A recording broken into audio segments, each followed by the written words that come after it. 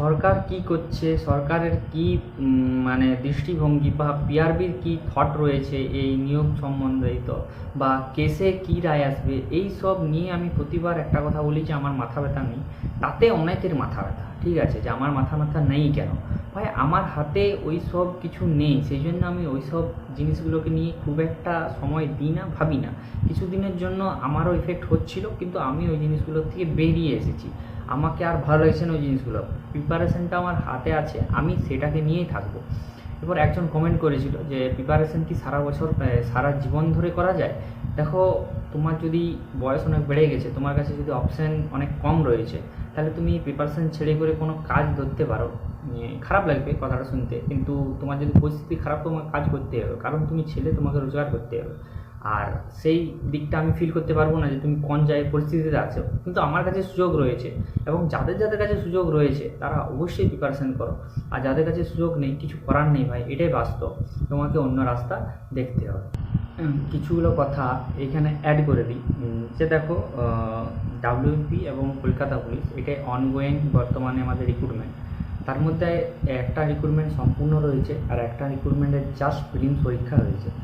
এখানে একটা সিচুয়েশানের কথা ভেবে দেখো, যদি সময় পেয়ে পাও তাহলে অবশ্যই ভেবে দেখবে যে কলকাতা পুলিশে জানো বর্তমানে সব কিছু ক্লিয়ার আছে, শুধু ফাইনাল একটা অ্যান্সার কি বের করাবার আছে, এবং তারপর রেজাল্টটা দেওয়ার পরে পিএমটি পিএটি শুরু করে দিলেই হচ্ছে, মানে এইরকম সিচুয়েশানে তারা রয়েছে। তাহলে এইরকম ভেবে দেখো যে কোনো কারণবশত ডাব্লিউবিটা কিসের জন্য আটকে গেল, আমি ধরে চলছি, তো পিআরবি ঠিক করলো যে আমরা কলকাতা পুলিশটাকে নেব, মানে সেটাকে নিয়োগ করবো, এটা অ্যাটলিস্ট করা যাক, সেটা হচ্ছে না তো এটা করা যাক। এরপর দেখো, যাদের নাম্বার ভালো আছে বা যারা স্কোর ভালো করেছো, আমি ধরে চলছি যে তারা অবশ্যই পিএমটি পিএটি পাস করলে, এবং পরবর্তী ক্ষেত্রে এটা দেখা গেল যে যারা 62-63 তুলেছিলেন, তারা দেখা গেল কলকাতা পুলিশ মেন্সে গিয়ে করে 51-52-55 এইরকমই আটকে গেল। আর আমি ধরলাম তুমি মেন্সও ক্লিয়ার করলে, ইন্টারভিউ দিলে, এবং সবার লাস্টে তোমার সাথে ঘটলো এটাই যে তুমি মেট থেকে আউট হয়ে গেলে কিছু নাম্বারের জন্য, পয়েন্টের জন্য, 1-এর জন্য, 2-এর জন্য। তো একটা জিনিস ভাবো যে একটা পরীক্ষা একটা বোর্ডেই কন্ডাক্ট করাচ্ছে, মানে দুটো পরীক্ষা একটা বোর্ডেই কন্ডাক্ট করাচ্ছে, কিন্তু একটা একটা পরীক্ষাতে তুমি খুব ভালো স্কোর করলে, আর একটা পরীক্ষাতে তুমি স্কোর করতে পারলে না, আর সেই জন্য সেই চাকরিটা তোমার হলো না। আর এটা মানে যদি তুমি এমনিভাবে ভাবো, তুমি কি নিজেকে ক্ষমা করতে পারবে যে তুমি একটা একটা পরীক্ষাতে খুব ভালো স্কোর করলে, আর একটাতে তুমি এমন স্কোর করলে যেটার জন্য তুমি সেই পরীক্ষা থেকেই ছিটকে গেলে।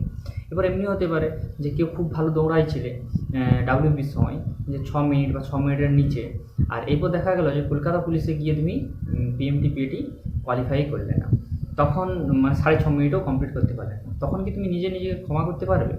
এটা ভেবে দেখো। যদি আমাকে জিজ্ঞাসা করো, তো আমি তো নিজেকে ক্ষমা করতে কোনো দিনই পারবো না যে আমি একটা পরীক্ষায় এই নাম্বার তোলার পরে আরেকটা পরীক্ষায় তার থেকে কম নাম্বার তুলে নিই। আমার মক টেস্টে যদি আগের মকের থেকে কম নাম্বার আসে, আমি ডিপ্রেশনে চলে যাই, মানে খারাপ লাগে আমার। তাহলে এটা তো ফাইনাল পরীক্ষা, আমার কতটা খারাপ লাগে। তো সেটার প্রস্তুতি কিন্তু তোমাকে আগের থেকেই নিতে হবে।